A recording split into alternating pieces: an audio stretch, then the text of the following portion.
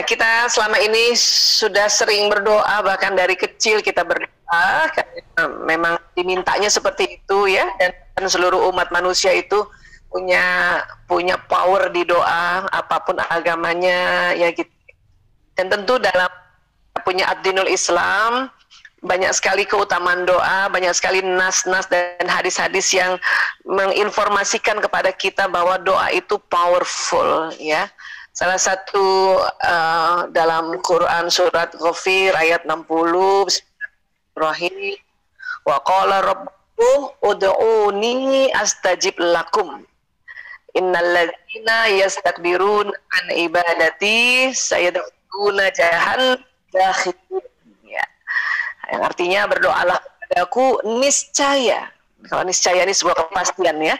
Akan kuperkenankan bagimu sesungguhnya orang-orang diri dari menyembahku akan masuk neraka jahanam dalam keadaan hidayah. Nauzubillahi min zalik. Jadi ini sebuah ayat yang sudah sangat populer dan harus dipopulerkan ya. Ud'uni astajib lakum. Ya, ini ada kata niscaya. Niscaya ini tadi sampaikan ini sebuah kepastian ya, apalagi Allah yang berfirman langsung ya. Baik, kemudian dalam sebuah hadis wa qala sallallahu alaihi wasallam ad-du'a'u silahul mu'mini wa ibaduddin wa nurus samawati wal ard. Doa itu senjata orang mukmin, tiang agama serta cahaya langit-langit dan bumi ya. Jadi luar biasa kalimatnya Nabi ini, nggak main, 3 keutamaannya senjata kita ya. Dan apalagi kondisi sekarang itu betul-betul senjata doa itu luar biasa ya, tiangnya agama ya. Tadi disampaikan oleh Allah kalau kita ya tidak berada padanya kita masuk neraka jahanam hina-dina, termasuk berdoa. Dan doa itu termasuk sebuah ibadah yang Allah desain sedemikian rupa, tidak terlalu ketat rukunnya, jadi boleh di mana saja, kapan saja, dan siapa saja sebetulnya. Yang satu lagi, serta cahaya langit-langit dan bumi. Nah, ini baru di abad-abad 20-21 diteliti bahwa oh memang kalau orang berdoa itu ada cahayanya keluar dari badannya, bahkan sampai langit-langit dan penjuru bumi. Masya Allah. Tapi itu juga baru di abad 20-21 setelah ditemukan alat-alat untuk bisa menangkap gelombang energi ya. Kemudian ditemukan teori-teori relativitas dari Albert Einstein. Nah itu berarti ini luar biasa nih. Jadi nggak cuman kalimat-kalimat yang Nabi sampaikan, tetapi betul-betul cahaya langit-langit dan bumi ya. Kemudian ad-du'a'u wal ibadah. Berdoa adalah termasuk bagian dari ibadah yang tadi kita sudah bahas ya. Dan ibadah yang tidak terlalu ketat rukunnya, tadi boleh saja di mana saja ya. Namun memang ada cara-cara berdoa yang lebih afdal lagi. Kenapa? Karena kaitannya tadi, sinyalnya tadi ya. Termasuk kita punya kondisi alat-alat seperti gadget ini kan, dia juga ada sinyal, kadang-kadang sedang pendek, kadang-kadang panjang, kadang-kadang hilang sinyalnya sebagainya ya. Baik, jadi doa kita nih karena ada cahaya dari tubuh kita, yaitu itu tidak senantiasa panjang terus, bisa panjang, bisa pendek, bisa sangat pendek, bisa juga sangat panjang.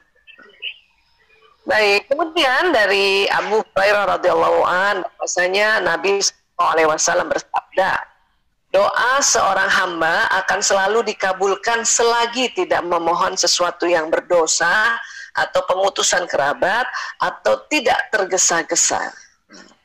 Mereka bertanya, apa yang dimaksud tergesa-gesa ya Rasulullah? Beliau menjawab, ya, orang yang berdoa ini ya, orang berdoa itu berkata, saya berdoa berkali-kali nggak dikabulkan, lalu dia merasa menyesal kemudian meninggalkan doa. Jadi rupanya kalau ya mungkin di banyak orang ya berkata begitu, udah saya doa berkali-kali nggak terkabulkan juga, itu yang termasuk kategori tergesa-gesa. Makanya tergesa-gesa seperti itu memang tidak dikabulkan ya. Alhamdulillah ya, apabila kita berdoa terus saja berdoa karena Allah yang maha tahu kapan pasnya doa itu dikabulkan ya.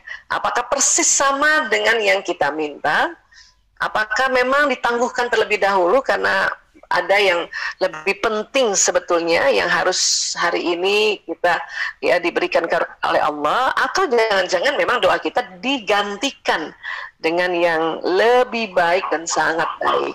Ya, itu konsep jawaban doa dalam agama Islam, ya, dalam ad-dinul Islam. Ya.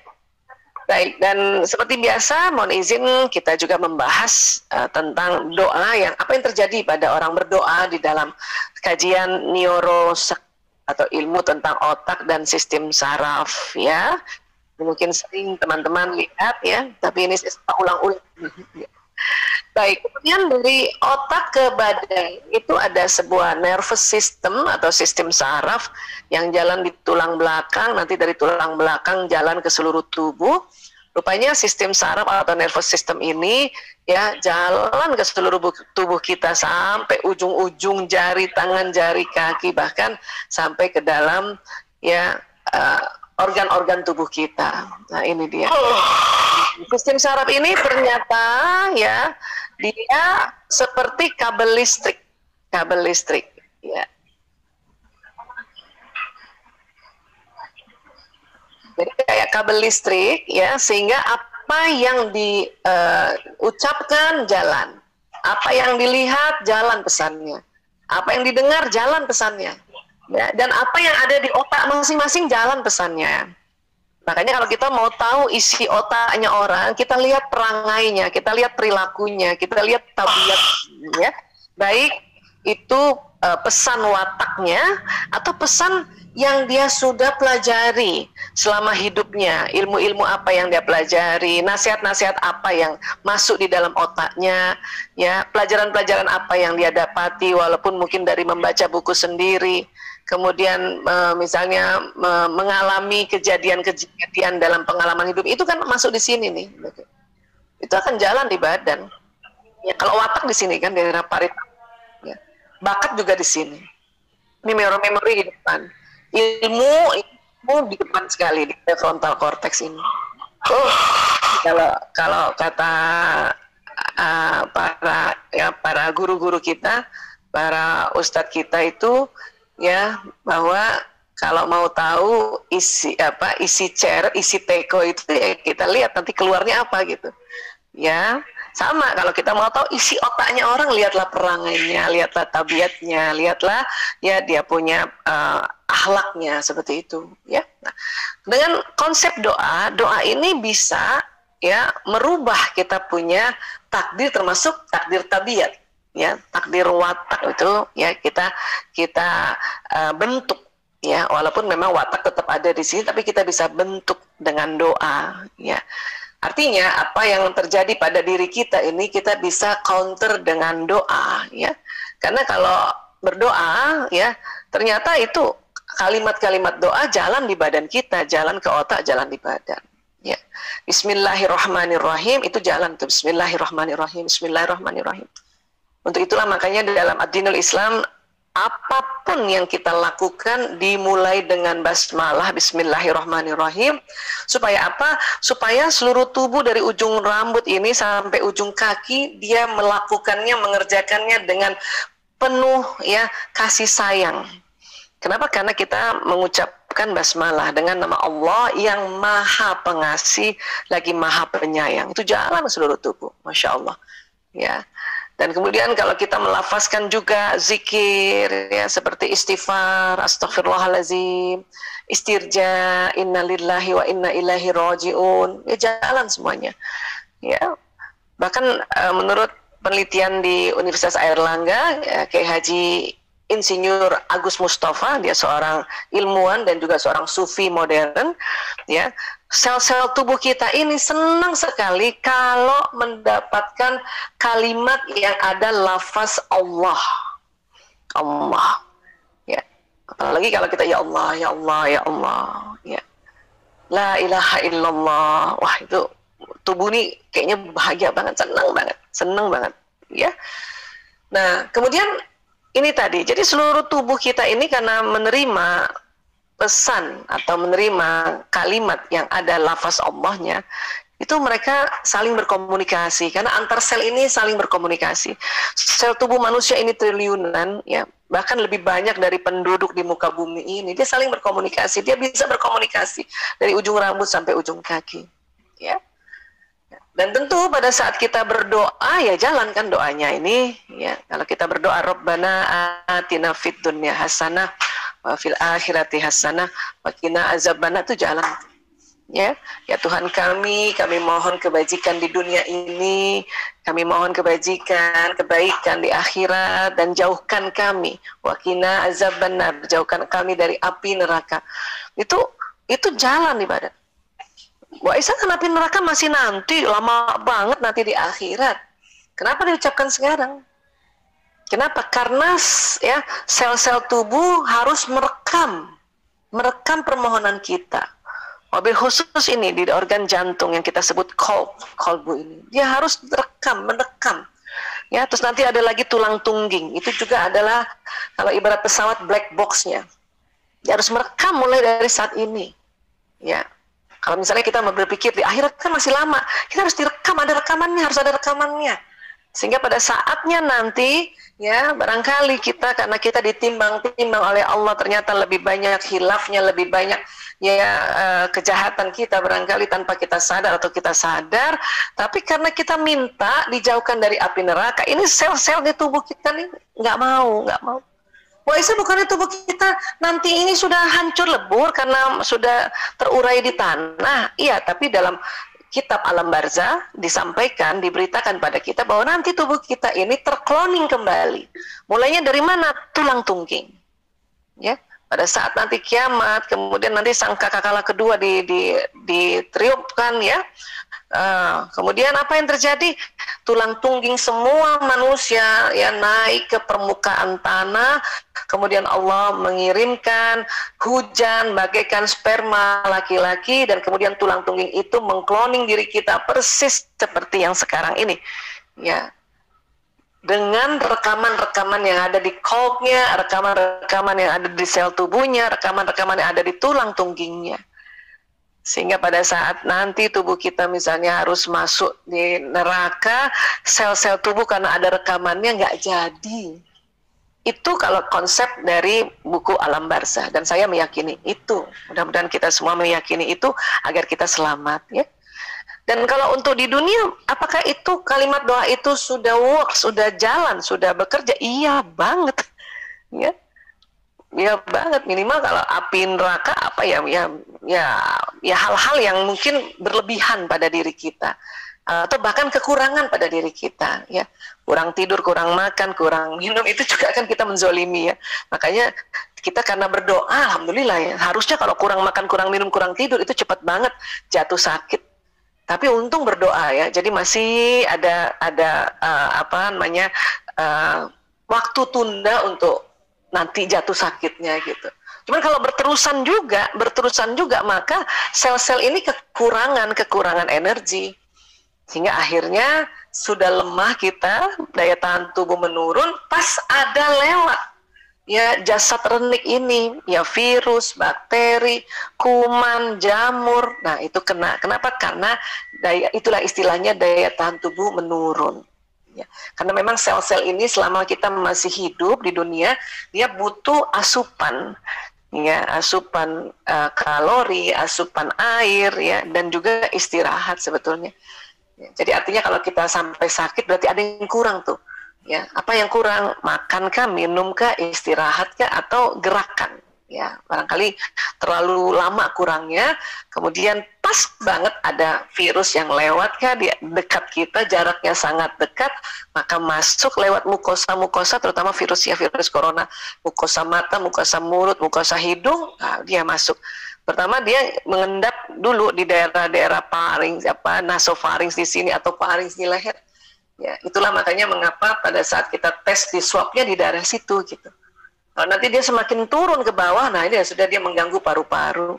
Turun lagi, nah dia akan mengganggu organ yang lain. Seperti itu. Itulah makanya mengapa diminta betul-betul daerah wajah ini tertutupi. Dan sudah teriset juga memang ya menggunakan masker yang tepat itu betul-betul ya bisa mengurangi resiko Saya katakan mengurangi resiko. Karena tadi saya dengar teman-teman juga mengatakan kayak nggak ada yang menjamin, ya memang tidak ada yang menjamin, hanya Allah yang menjamin. Ya, apapun itu, sewaktu kita pun sakit, ya lafazkanlah juga kalimat-kalimat Allah. Kenapa? Karena itu mempercepat juga pemulihan dibanding orang-orang yang tidak melafazkan kalimat-kalimat zikir ini atau tidak berdoa gitu. Ya, nah ini. Jadi seperti ini sebetulnya mekanismenya, ya.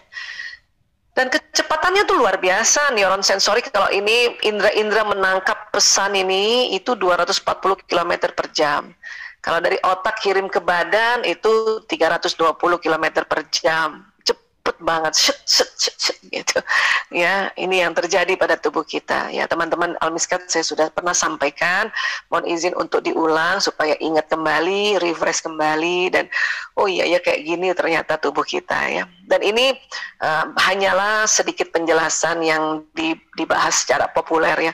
Kalau kita bahas secara ilmiah, waduh lebih kompleks lagi, lebih detail lagi ya. Kenapa? Karena sistem saraf ini, pembuluh darah dan sebagainya itu ada kerja yang sangat detail, sangat kompleks. Ya, itu luar biasanya penciptaan Allah ya. Baik. Kemudian ya ada satu hal lagi yang luar biasa, yaitu di daerah sudur kita ini, di daerah dada ya, ini yang disebut qalb ini, jantung ini ya, itu mendapat pesan dari kalimat-kalimat dan persarafan itu ya akan ada di daerah sini, ini ada namanya kelenjar pituitari, mengeluarkan hormon bahagia pada saat kita melafazkan ya Allah dan kalimat yang ada Allahnya.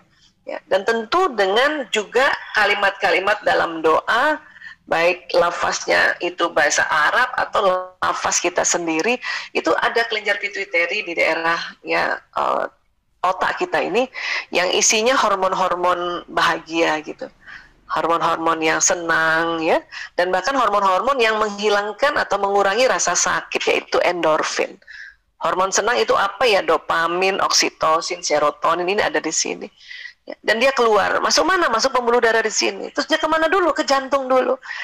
Nah, terus kemudian jantung nanti membawa pesan ke seluruh tubuh. Makanya ya itu kan, dan karena sangat cepat ya, sangat cepat itu perintahnya 320 km per jam, maka itu terasa benar di dalam qalb kita ini ada sebuah deg-degan atau palpitasi jantungnya yang tadinya mungkin ketakutan, terus kita kaget barangkali ya mendengarkan berita yang ya bikin kita sedih, lalu kita ya Allah ya Allah ya Allah ya Allah astagfirullahaladzim innalillahi wa inna ilaihi rajiun, itu ya pelan-pelan mulai tenang dada kita nih, palpitasi yang tadi duk jadinya lebih tenang ya, terus ingat lagi bahwa Allah Maha segalanya ya, ini dia jalan. Baru kita langsung mikir lagi, oh iya ya, harus gini ya, tidak usah berlara diri, tidak usah berself pity ya, ayo ikuti aja arahan ya saudara-saudara atau teman-teman yang kondisinya sedang sehat, sedang waras pikirannya. Karena COVID itu ya salah satu sekarang tandanya bikin pikun atau bikin linglung seseorang itu, sehingga dia tidak bisa mengambil keputusan. Dia butuh orang-orang sekitarnya yang membantunya ya, yang ngasih arahan ini. Karena memang pada saat kita ya terkena COVID ini ya, kita kaitkan dengan penyakit saat ini COVID karena ini yang sangat infeksius ya. Walaupun penyakit yang lain juga bisa memberikan dampak ya pada kita punya otak, tapi COVID ini itu uniknya itu bikin orang linglung ya. Dia nggak sadar dia linglung, tapi kita lihat sekelilingnya, lihat, wah dia linglung nih ya. Akhirnya kita pecap aja sekeliling kita, udah tenang aja, dia sakit ya, dia sakit. Nah, termasuk stroke. Kalau stroke lebih lagi sudah ada delirium kalau stroke itu, bahkan ya karena otak dalamnya ini atau otak emosinya yang terkena, maka dia ya menjadi sesuatu yang bukan dia sesungguhnya. Makanya keluarga harus paham itu. Kalau enggak nanti memberatkan keluarga juga. Ya, kita menganggap kenapa sih dia begini, kok dia begini gitu. Itu memberatkan keluarga. Nanti keluarga tambah sakit semua nanti. Ya, dan dia juga sebetulnya nggak nyangka saya kenapa begini. Ya, oke. Nah, kemudian ada lagi yang kita nanti ya berpengaruh adalah qalb kita, dan salah satu kerja qalb itu adalah perasaan. Ya, antara pikiran, perasaan, emosi yang ada di tengah sini itu dia menyatu dan saling berhubungan dalam sebuah sambungan saraf poros tertentu. sehingga dia cepat banget jalannya dan itu langsung terasa ya, terasa di dalam tubuh kita ya. Baik, jadi sekali lagi pesan yang diucapkan, dilihat, didengar, dipikirkan, dia jalan ke sistem saraf dan masuk ke qalb ya. Apa yang terjadi di qalb nanti ya, dia akan juga terjadi rekaman-rekaman memori ya.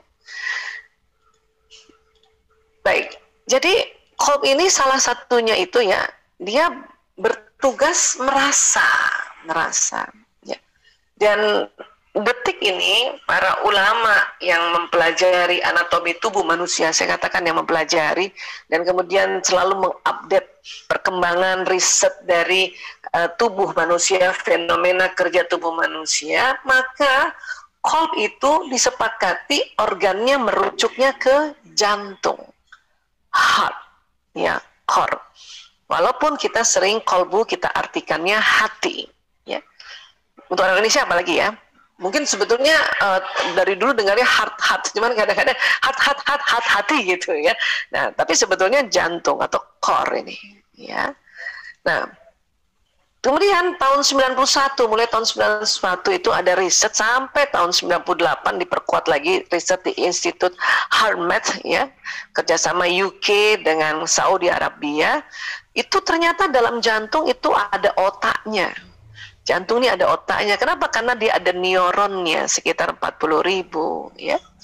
Nah ini mungkin waktu sebelumnya saya pernah ceritakan atau pernah menginformasikan share ini. Kita nggak apa-apa, kita ulang ya.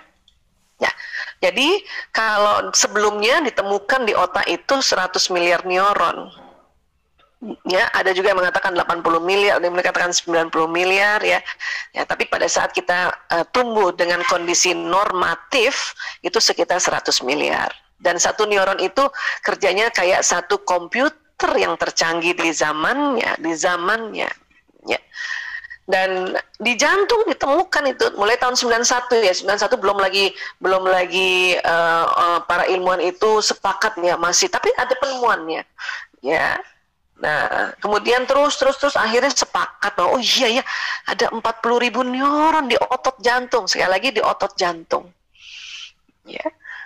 Nah, jadi karena neuron itu kerjanya adalah ya tersambung-sambung bila mendapatkan informasi baik dari mata, hidung, mulut, penghidupan, pengecapan dan sebagainya, maka tersambungan-sambungan neuron inilah yang nanti membentuk memori. Kalau sambungannya berulang, memorinya jadi tambah kuat.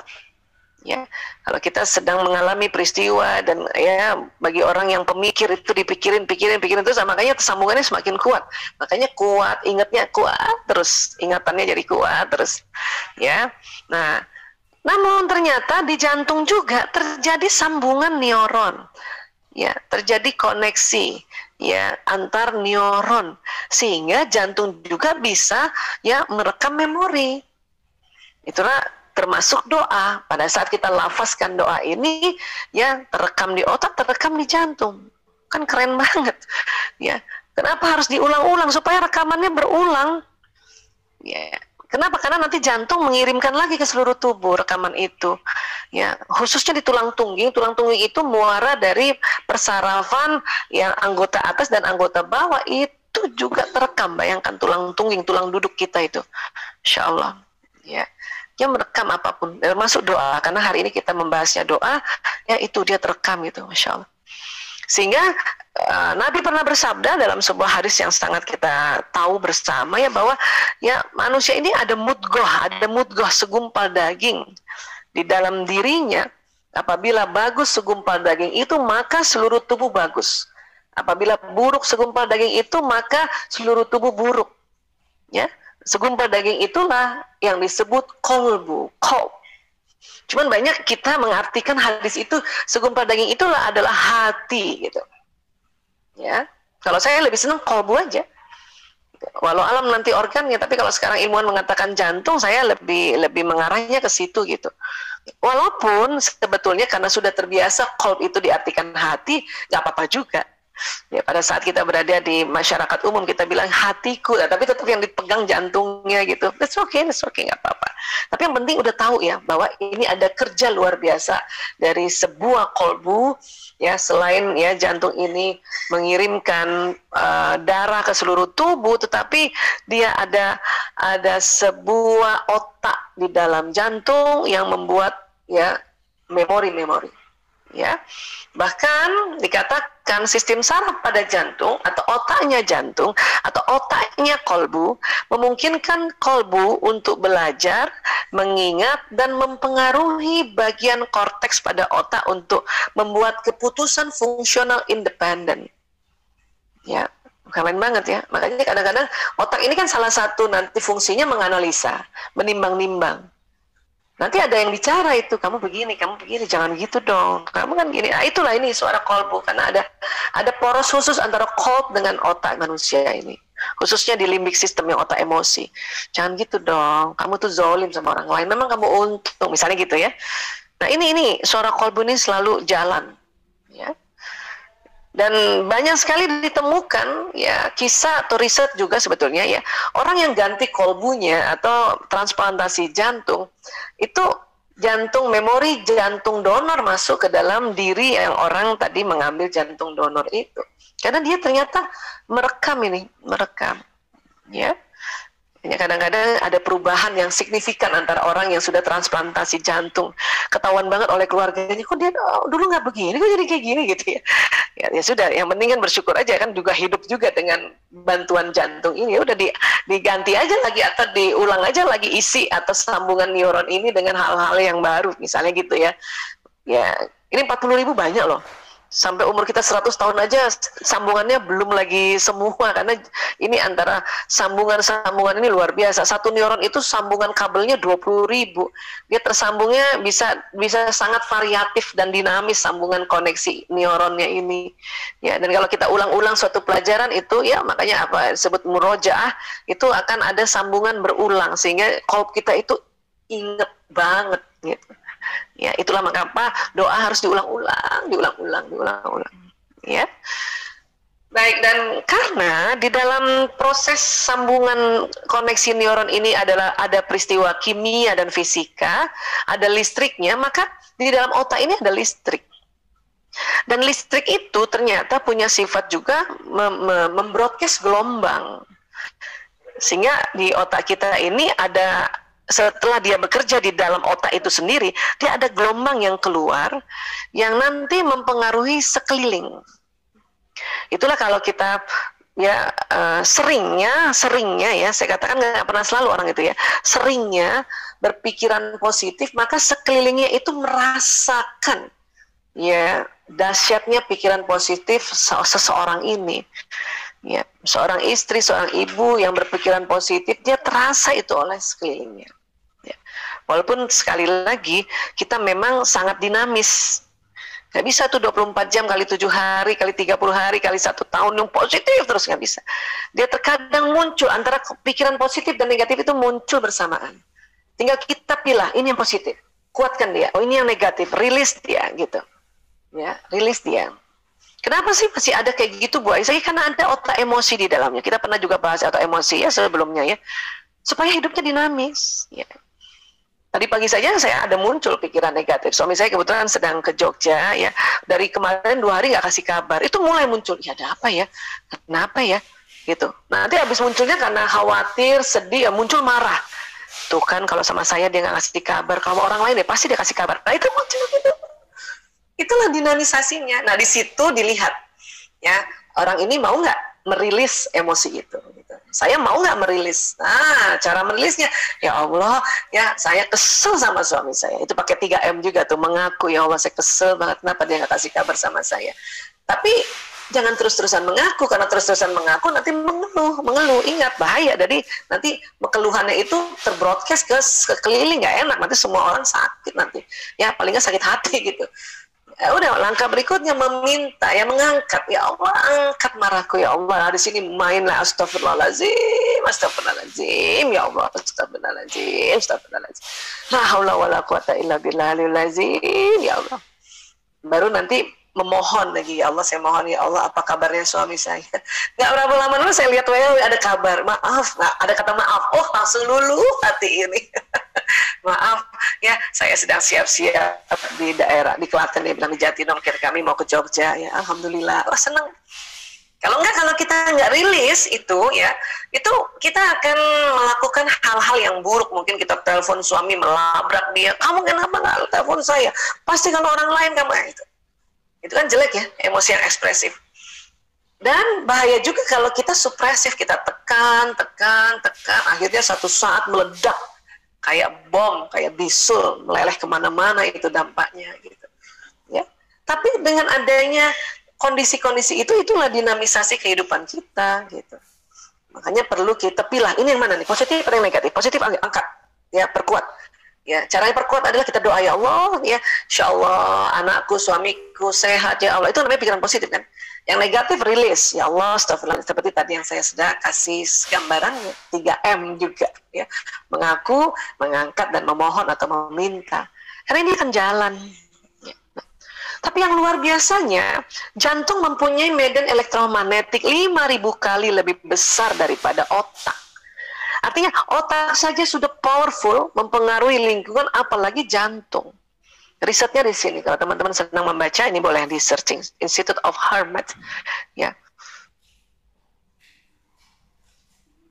Itu, mantep banget, Allahu Akbar. Ya. Jadi kalau dulu kita pernah, manusia ini kan badan seluler ya, ternyata ini berlapis-lapis. Nanti kalau kita pilah-pilah, kita belah, nanti kalau kita di anatomi ya biasanya belah, ya. Nah, setelah mendapatkan organ juga kalau dibelah, nanti tinggal segumpal sedikit, nanti dilihat pakai mikroskop, itu ternyata nanti makin mengecil, makin halus, dan jadi molekul terdiri dari atom terdiri dari partikel subatom. Nah, pas partikel subatom ini hilang tahu-tahu benda itu.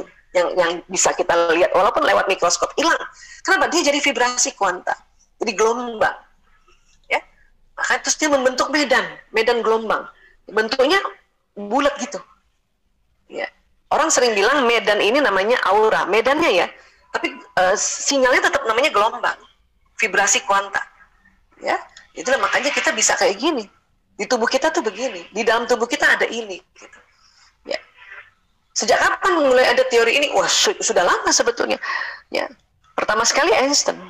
Ya, dengan ada teori relativitas itu menyatakan bahwa massa benda tak lain sebagai bentuk energi. Jadi benda-benda ini memang relativitas, dia energi semua. Bahkan mungkin benda padat meja di depan kita itu sebenarnya cuma energi, ini bisa hilang loh ini, gitu.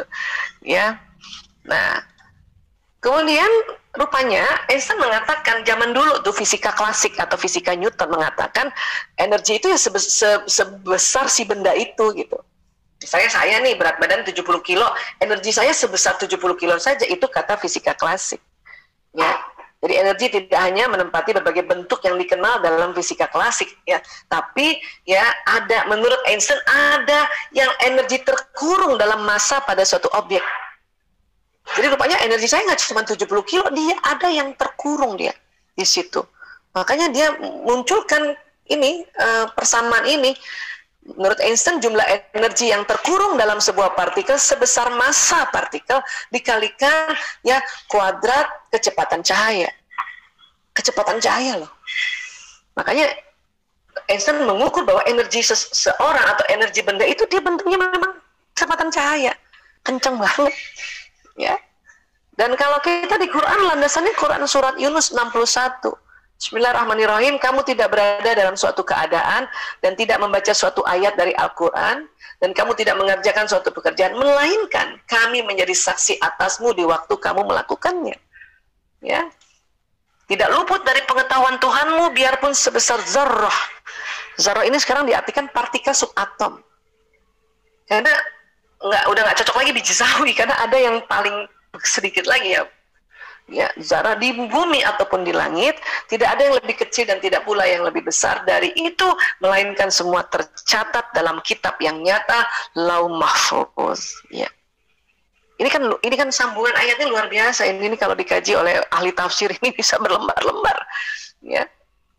Tapi artinya Allah sudah memperingati kita bahwa ya sekecil apapun kita ini tertulis di Lauh Mahfuz. ya. Dan apa yang kita lakukan, apa saja Allah menjadi saksi. Artinya kita diminta nggak usah pamrih pada manusia, karena Allah menyaksikan gitu. Karena Allah menyaksikan, dan itu tercatat semua. Bahkan kebaikan kita yang dikerjakan cuma kecil banget itu ya. Ya itu tercatat semua, ya Allah. Ya. Nah jadi kalau disimpulkan itu tadi semua benda ya, termasuk kita manusia terdiri dari molekul. Tentu lebih banyak kan molekulnya, terdiri dari atom. Tentu atom lebih banyak kan. Terdiri dari partikel. Nah dari sini hilang. Ini yang tampak. Ini aja molekul atom ini tampaknya hanya lewat bantuan mikroskop elektronik. Habis-habis ini hilang. Teng. Nah, dia terjadi ya kuanta namanya ya. Kemudian energinya jalan. Ini nggak tampak memang. Nggak tampak. Ya. Dan menurut Richard Feynman, ini fisikawan Amerika ya, fenomena alam yang berkaitan dengan energi sangat erat kaitannya dengan fisika kuantum, di mana energi dapat menembus ruang dan waktu. Jadi kalau saya ditanya, Bu Aisyah, kalau ngomong-ngomong energi tubuh manusia itu dari mana?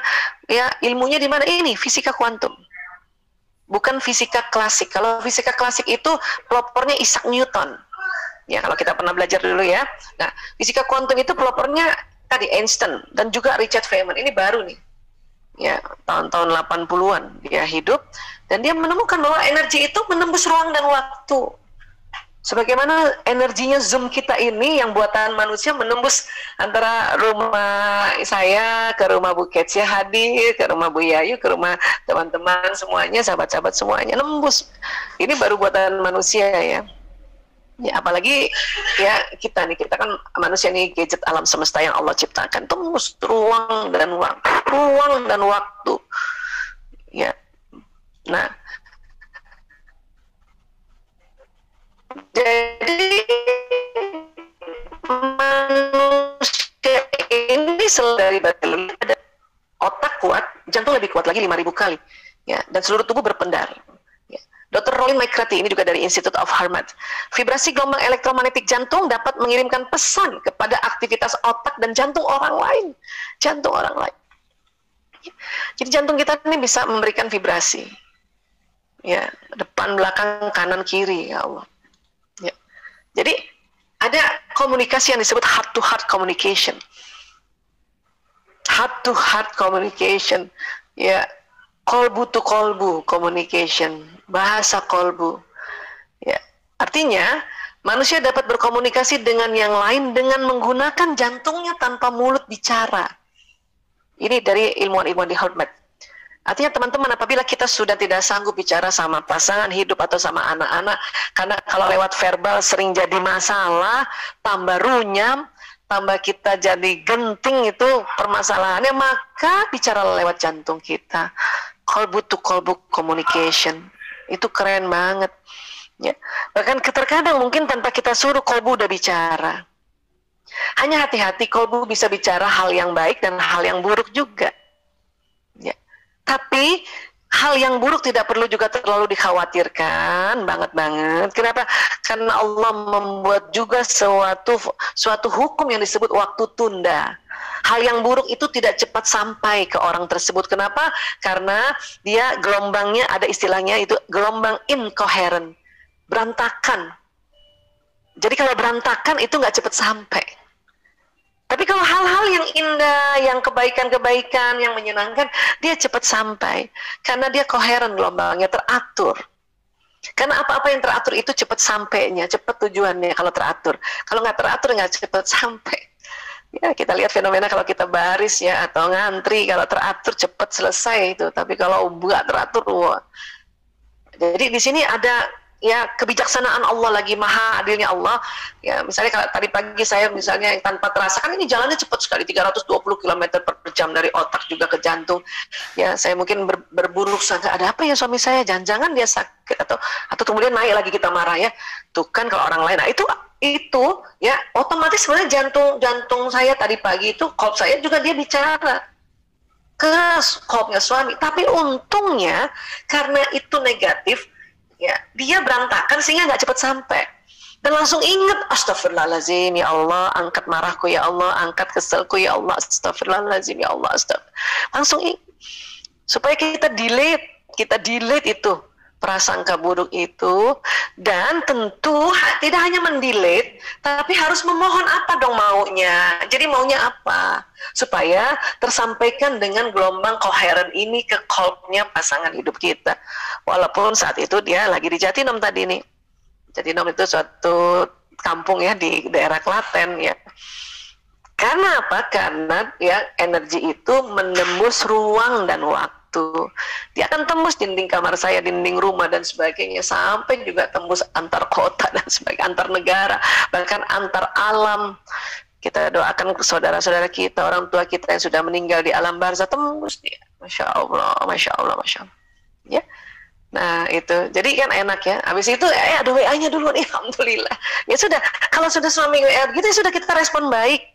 Karena kadang-kadang istri ya masih ngambek juga, ya nanti bahaya ini nanti ya. Kolbunya terlalu buruk atau terlalu menyimpan hal-hal yang ya bikin kita akhirnya ya punya emosi yang negatif, dan itu bahaya ya. Makanya doaku bahagiamu kan gitu ya. Nah, jadi kalau dari tubuh itu keluarnya dari pembuluh meridian ini yang di bawah kulit, ya. Dia ini bisa terbuka tertutup loh, ini titik-titik ini. Ya. Caranya untuk membukanya itu tadi banyak hal yang bisa kita buka nih, titik-titik ini. Dan ini terbukanya bukan kayak pintu terbuka tutup gitu kayak pintu ya, atau bergeser, bukan. Dia berputar. Buka tutupnya itu berputar. Kemana putarnya Bu Aisyah? Ke kiri, kayak tawaf, gitu. Ya. Kalau dia lambat berputarnya maka menyumbat. Energi ini tidak dahsyat keluarnya. Tapi kalau ya berputarnya lancar, itu langsung terbuka. Ya. Cara muternya gimana Bu Aisyah? Kalau cara-cara tradisional kan dipijat, acupressure namanya. Ya, kalau kita pijat itu selain untuk otot ternyata membuka ini. Ya. Atau pakai akupuntur misalnya. Ya. Akupuntur itu kan kita tusuk ya. Itu sebagaimana kalau sink kita itu sink di dapur tersumbat, kadang-kadang kita suka tusuk-tusuk pakai kayu gitu ya supaya lancar lagi gitu. Atau dibekam, dikop ya. Ya, umpama misalnya bak sink kita di dapur penuh, makanya kita suka pakai ya alat untuk kop gitu, semua keluar lagi ya. Nah, itu teknik-teknik yang kita bisa pakai sebagai pengobatan alternatif untuk ini sebetulnya. Ya. Namun kalau untuk ibadah gimana Bu Aisyah? Kalau ibadah ini luar biasanya, wudu itu melancarkan ya pembuluh meridian ini. Asal wudunya bukan hanya kena air belaka, tapi memang diusap ya. Kenapa? Karena ini di bawah kulit, persis di bawah kulit, jadi diusap.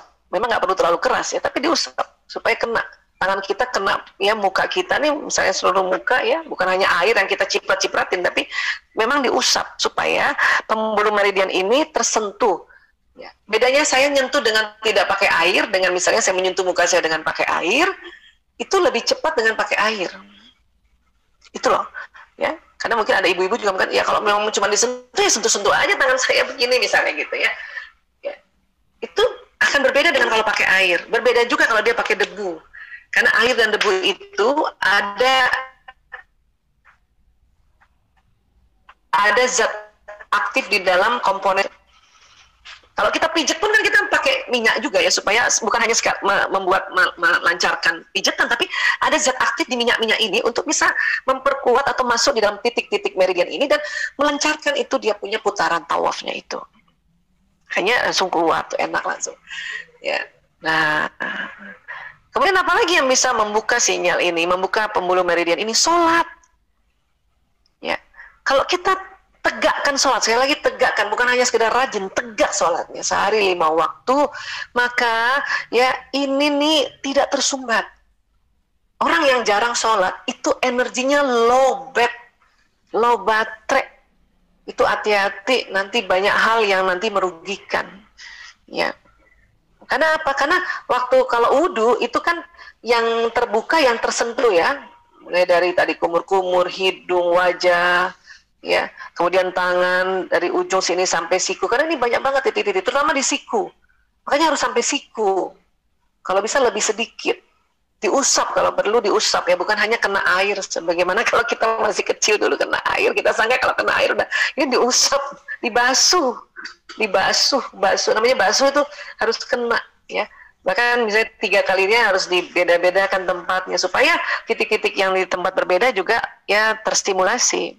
Ya, telinga juga, kepala, ya mungkin ada ibu-ibu zaman dulu kita ya kalau lagi taklim di luar kita malas buka kudung cuma di sini aja ya.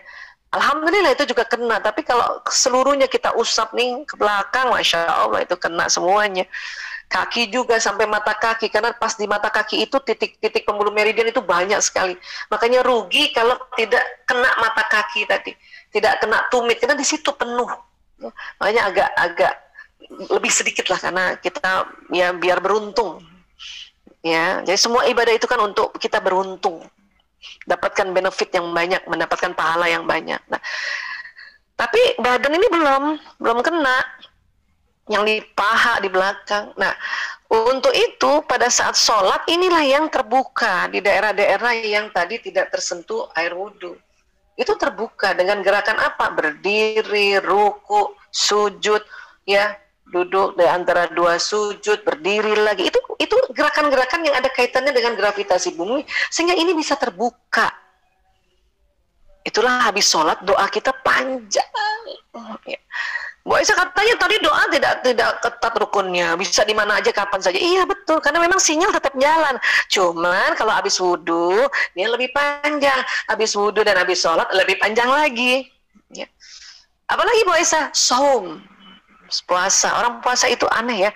Kenapa? Karena organ tubuh yang di dalam itu tidak bekerja keras setiap menit, setiap jam, maka pembuluh meridian ini bisa bekerja dengan maksimal. Itulah makanya orang saum itu sinyalnya panjang. Makanya doa orang yang sedang saum, mungkin ada yang saum hari ini, teman-teman, itu kenceng banget terbroadcastnya gitu, untuk dapat hasil dari apa yang kita harapkan. Ya. Apalagi yang bisa terbuka pembuluh meridian ini, ya itu tadi sedekah, Masya Allah. Kok bisa ya Bu Aisyah? Iya, aneh ya. Karena rupanya pembuluh meridian ini terbagi 2 persis di tengahnya ini.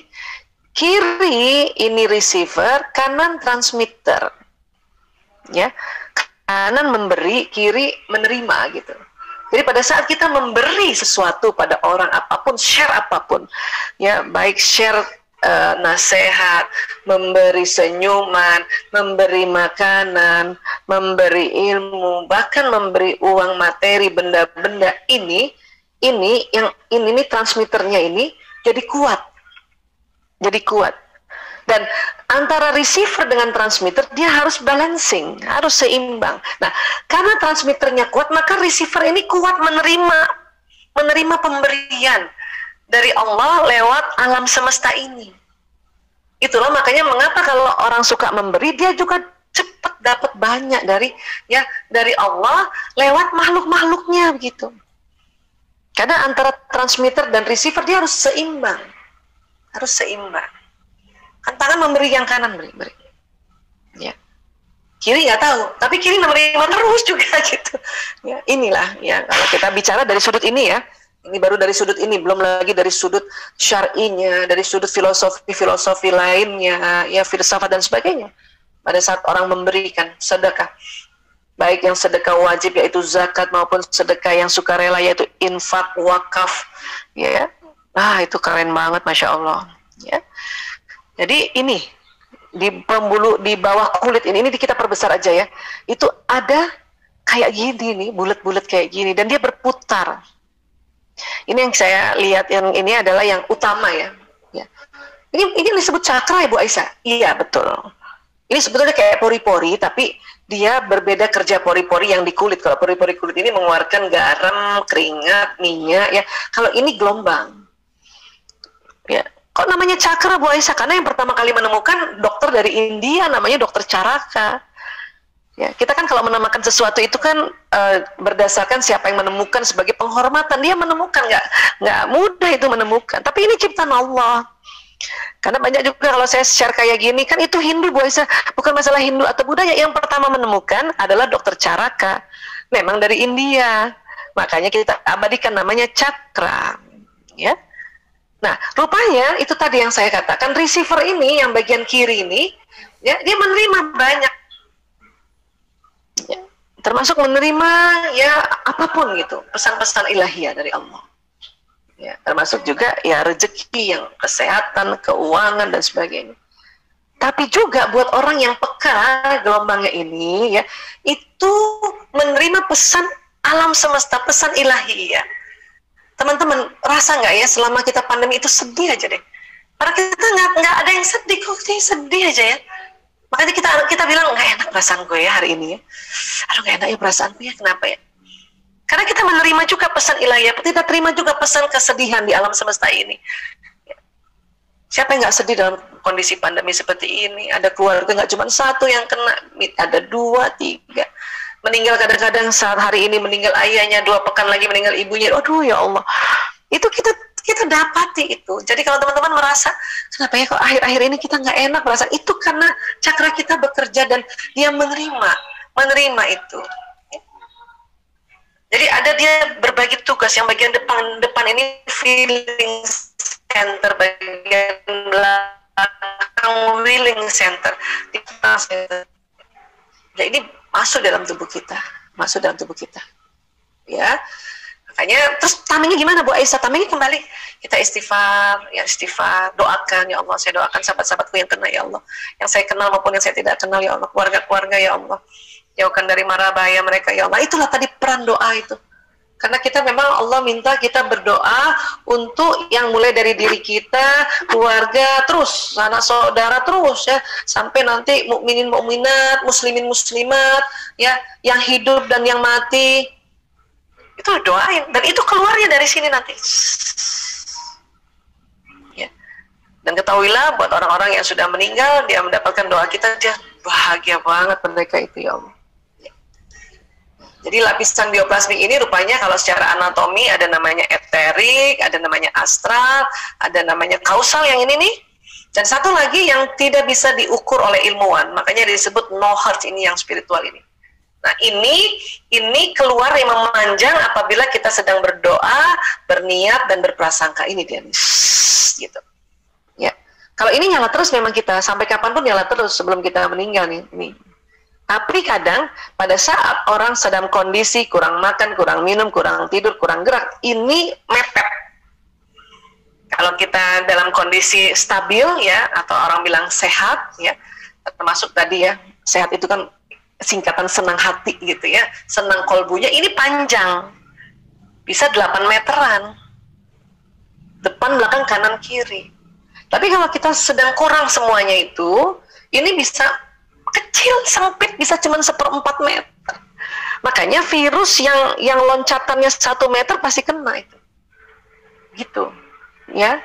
Jangan virus di luar, yang di rumah, bakteri, jamur, kuman yang di rumah itu bisa kena, karena cuma ini nih. Karena yang astral kan di sini nih, yang ini nih, eterik yang ini. Nah, kausal ini nih yang tamengnya lebih tebal, yang melindungi ya dari hempasan dari makhluk-makhluk halus ini gitu. Itulah makanya mengapa kita diminta untuk jaga kesehatan, jaga kebersihan, istirahat di rumah, nggak usah ngoyo, tenang-tenang aja. Ya, nah itu supaya mempertebal ini dan memperpanjang ini sebetulnya.